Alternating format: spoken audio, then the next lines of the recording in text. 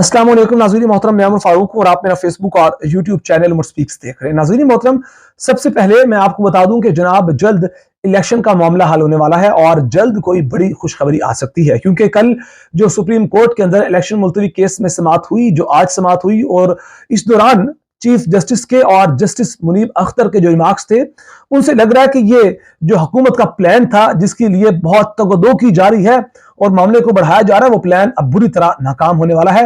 ये चंद घंटों की बात है या शायद कल इस फैसले का नतीजा आ जाए और फिर उसके बाद खुशखबरी आने वाली है।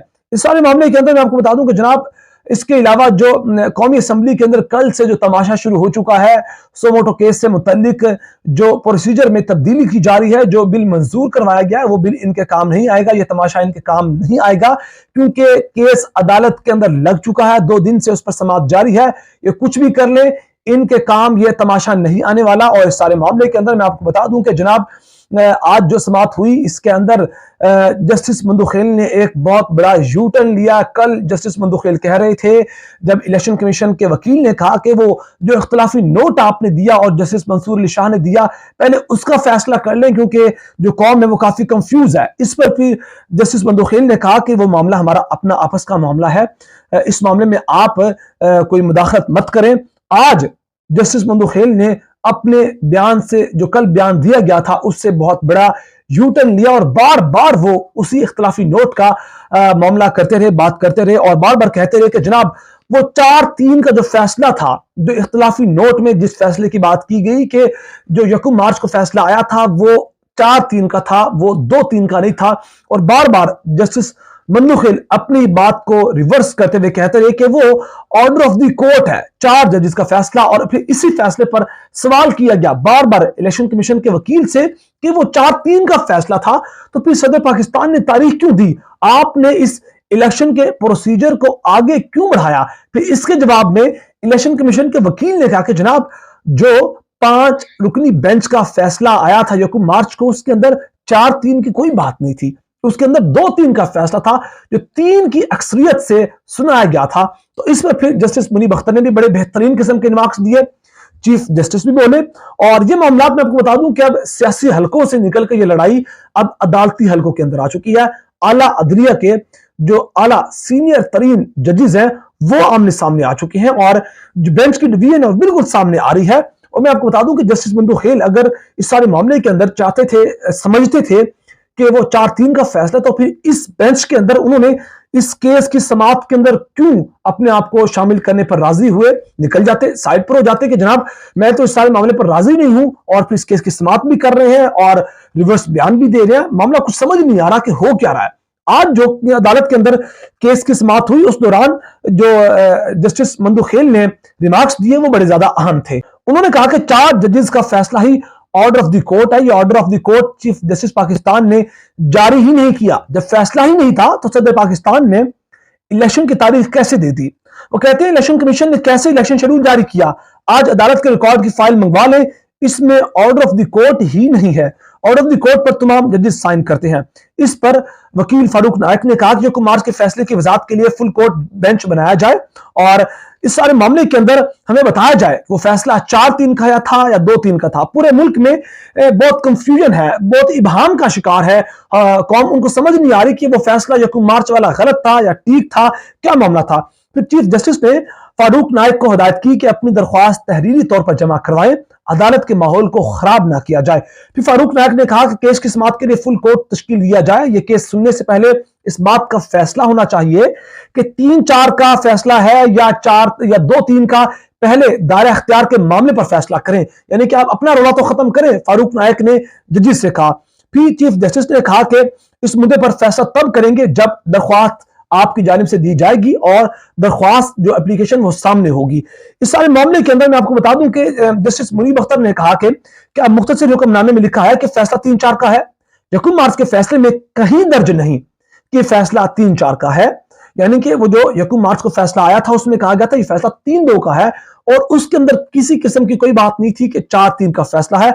इख्तिलाफ राय जजेस का हक है, जजेस की अक्लियत किसी कानून की तहत खुद को अक्सरियत में होने का दावा नहीं कर सकती।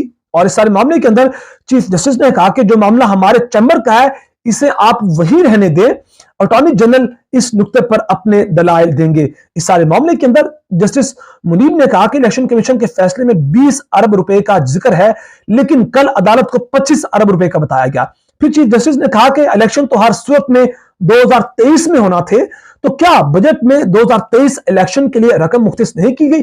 बड़ा अहम तरीन सवाल था जो हुकूमत ने कहा कि हमारे पास बजट नहीं है, फौज ने कहा नफरी नहीं है। तो उन्होंने कहा कि इलेक्शन तो 2023 में हर सूरत में होना थे, तो क्या इस सूरत के अंदर आपने कोई रकम मुख्तस नहीं की कि आने वाले अगले साल में जो इलेक्शन होने हैं उसके लिए पैसे कहां से आने हैं? अटॉर्नी जनरल मंसूर अवान ने कहा कि इंतखाबात के लिए बजट आइंदा माली साल में रखना है। इस सारे मामले पर जस्टिस मुनीब ने कहा कि इलेक्शन कमीशन अपनी जिम्मेदारी कैसे भाग सकता है? साफ शफाफ इंतखाबात इलेक्शन कमीशन की जिम्मेदारी है। इंतखाबी शेड्यूल पर अमल शुरू हो गया था, अगर कोई मुश्किल थी तो अदालत आ जाते। वो कहते आप अदालत में आते, अदालत से रजू करते। इलेक्शन कमीशन वजाहत करता अदालत को कि जनाब हुकूमती जो इदारे हैं वो ताउन नहीं कर रहे, इस यानी कि आपने अदालत से रजू नहीं किया, आपने खुद ही 6 माह आगे तारीख कर दी। क्या इस तरह इलेक्शन कमीशन अपनी जिम्मेदारी पूरी करेगा? ये जस्टिस मुनीब अख्तर ने बड़े अहम तरीन रिमार्क्स दिए, बड़े अहम तरीन सवालात रेज किए। उन्होंने कहा क्या इंतखाबात में 6 माह की ताखीर आईनी मुद्दत की खिलाफ वर्जी नहीं है? तो इस पर इलेक्शन कमीशन के वकील ने कहा कि तारीख मुकर्रर हो जाए तो इसे बढ़ाने का अख्तियार इलेक्शन कमीशन का है। इस पर फिर जस्टिस एजाजुल एहसन बोले। उन्होंने कहा कि गवर्नर और सदर की दी गई तारीख इलेक्शन कमीशन कैसे तब्दील कर सकता है? आइन में वाज़ेह है कि इंतखाबात की तारीख कौन देगा?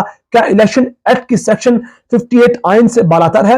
यानी कि इन रिमार्क्स से अब मालूम होता है, जस्टिस एजाजुल एहसन ने दिए, चीफ जस्टिस ने दिए और जस्टिस मुनीब अख्तर ने दिए, इन रिमार्क्स से लगता है कि अब इनकी कहानी गोल होने वाली है। और इस सारे मामले के अंदर चीफ जस्टिस ने भी रिमार्क्स दिए, दूसरी जानिब जस्टिस मंदुखेल तो अपने उसी फैसले पर अड़े रहे कि वो 2-3 का फैसला था या 4-3 का फैसला था, वो इस मामले में आए ही नहीं। कल हालांकि उन्होंने सवाल किए कि आप बताएं क्या इलेक्शन कमीशन के पास इख्तियार है कि वो डेट एक्सटेंड कर सकते हैं, लेकिन आज इस तरह के उन्होंने सवाल नहीं किए। इस सारे मामले के अंदर फिर चंद मजीद अहम तरीन बातें हुई कि उन्होंने कहा कि जो दहशतगर्दी का मामला है, जिस तरह हुकूमत ने पोर्ट्रे किया है कि दहशतगर्दी के बहुत खतरनाक मामलात हैं, और इस सारे मामले के अंदर उन्होंने कहा गया कि आप जिस इलाके के अंदर दहशतगर्दी या कच्चे के इलाके के अंदर जो ऑपरेशन है, आप उस इलाके के अंदर इंतखाबात ना करवाएं। आपने सिर्फ कच्चे के इलाके के अंदर जो ऑपरेशन हो रहा है उसके पीछे आपने पूरे पंजाब के इलेक्शन मुलतवी कर दिए। और जिस तरह से दहशतगर्दी का एक मामला पोर्ट्रे किया गया है, तो इस मामले के अंदर जज साहिबान ने कहा कि ये तो 20 साल से पाकिस्तान का मसला चला आ रहा है,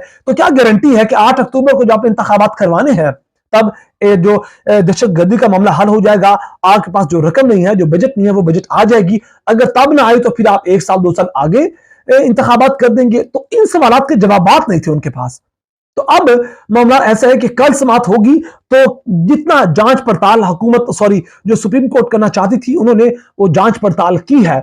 और अब जबकि जो इलेक्शन कमीशन के वकील हैं वो भी सवाल के जवाबात देने में नाकाम हुए, तो अब लग रहा है कि कोई खुशखबरी जल्द आ जाएगी और कौम को इलेक्शन की तैयारी करनी चाहिए। ये सारे मामला थे जो आपके सामने मैंने पेश किए। सारे मामले में आपकी अपनी क्या राय, नीचे कमेंट सेक्शन में आप अपनी राय दे सकते हैं। अपना बहुत सारा ख्याल रखेगा, हमें दुआ में याद रखेगा। अल्लाह के बाद।